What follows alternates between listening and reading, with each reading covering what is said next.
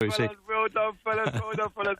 Look, of course, unlike London 2012, where United Kingdom really got behind the games right from the get-go, from 7 years out, and everyone was excited, and lots of marketing dollars was put behind it, and most of the messages were positive. Unfortunately for Brazil, it's been the reverse, and many of the messages have been negative, and all the things that you've mentioned have come up. But I can guarantee that once the curtain is raised tonight and the athletes get into the arena, all of that will pale into insignificance unless there are live cases where the athletes that are competing right there in the arena get found to be doping. Because everyone will be tested, all the people that make the finals will be tested, those that get on the podium will be tested.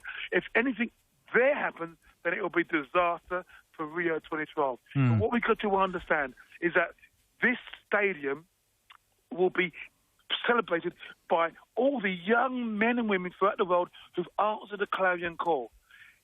Come and have a go if you think you're good enough. And you've got the best exponents in the world purveying their trade. And the guys have said, for me, it was the pinnacle of my career. It was phenomenal.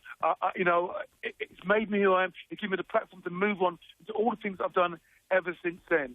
But it's easy to look for the dirt rather than look for the stars. There's stardust out there, and we should be celebrating it. Well, that's a lovely way of putting it, Chris. Thanks very much indeed. It's great to talk to you. I'm pleased to say, actually, we've just managed to get through to Felicity Huston on the line from Rio, and Felicity's a regular voice on BBC Radio Ulster and a political commentator on our television output, but she's on the line now in her capacity as a nervous mother because, Felicity, your son, of course, Patrick, is competing for Team GB in the archery. Today, he's actually in action ahead of the opening ceremony. So just talk us through what kind of a morning you've had so far.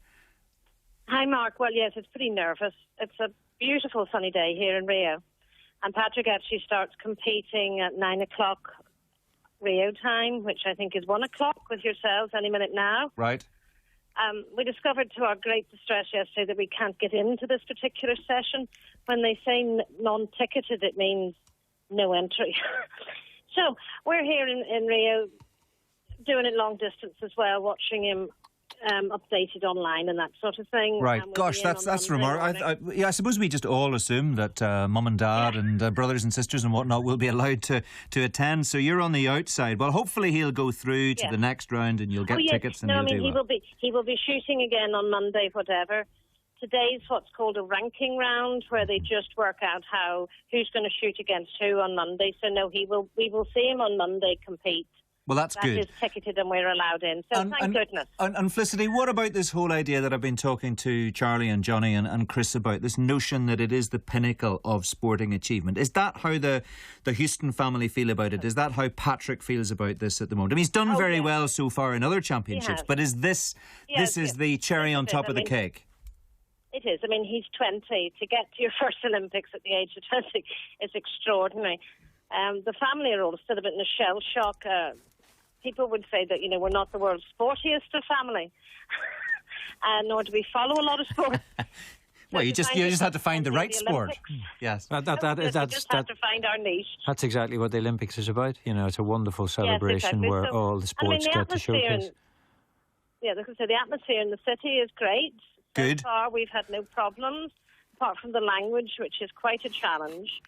But the Brazilians are very welcoming, very willing to deal with people who can't really communicate with them. So it feels like a big carnival at the moment. The one thing I need to ask you about, because I know you need to dash, is no flat cap. And there's been a lot of coverage in the papers over here. I'm not sure if you're aware of quite how much coverage there's been, but Patrick's not allowed to wear his traditional flat cap because it doesn't tie in with the sponsor's kit. So is he very cross about that? Is it going to affect his performance? He's just had to deal with it. No, of course not. I mean, he would like to have had it, but he loves the other stuff he's got from Adidas. He's really impressed. But it's just